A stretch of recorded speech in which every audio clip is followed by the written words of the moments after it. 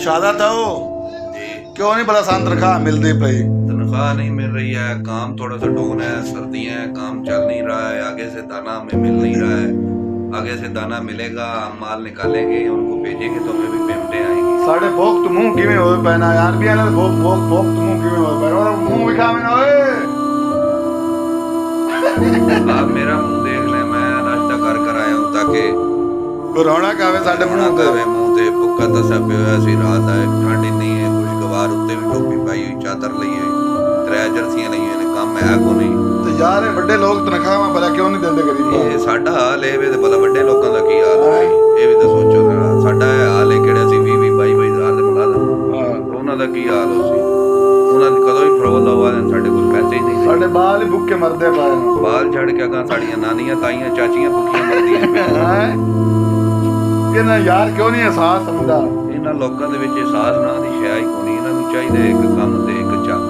ਪੈਸਾ ਇਹਨਾਂ ਕੋਲੋਂ ਮੰਗ ਲਓ ਤੇ ਆਦੇ ਨੇ ਪੈਸੇ ਵਾਲੀ ਗੱਲ ਕੂੜੇ, आज नहीं आज बैंक बंद है कल मिले। कितने दिन हो गए रोटी खाते हैं?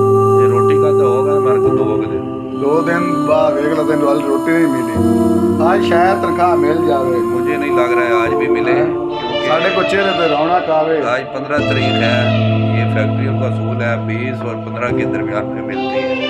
अभी दिन रहते हैं तनख्वाह को, ATM नहीं चल रहा है बैंक में, वो बैंक का पहला महीना ये ਅਸੀਂ ਹੱਸਦੇ ਪਏ ਆ ਉਹ ਸਾਨੂੰ ਦਿਲਾਸਾ ਦੇਵੇ ਹੈ तनख्वाह मिले ਤਨਖਾਹ ਮਿਲੇ ताकि साडा मुस्कुराहट आवे चेहरे पे, रौनक आवे। ਲੇਕਿਨ ਆ ਸਾਡੇ ਜਿਹੜੇ ਹਾਸੇ ਆ ਨਾ ਭੁੱਖ ਦੇ ਹਾਸੇ ये भुख दे हादसे ने, क्योंकि अंदर शायद को नहीं होनी, हादसा भी नहीं जुड़े। ਜਿਸ ਟਾਈਮ ਸਾਨੂੰ ਭੁੱਖ ਲੱਗਦੀ ਹੋਵੇ ਉਸ ਟਾਈਮ ਅਸੀਂ ਹੱਸ ਲੈਂਦੇ ਆ, ਉਹ ਥੋੜਾ ਅੰਦਰ ਲੈ ਜਾਂਦੇ ਆ ਹਾਸਾ। वो हादसे ही सन बचने, पैसे ते रोटी दे ये तनख्वाह मतलब लबड़ी।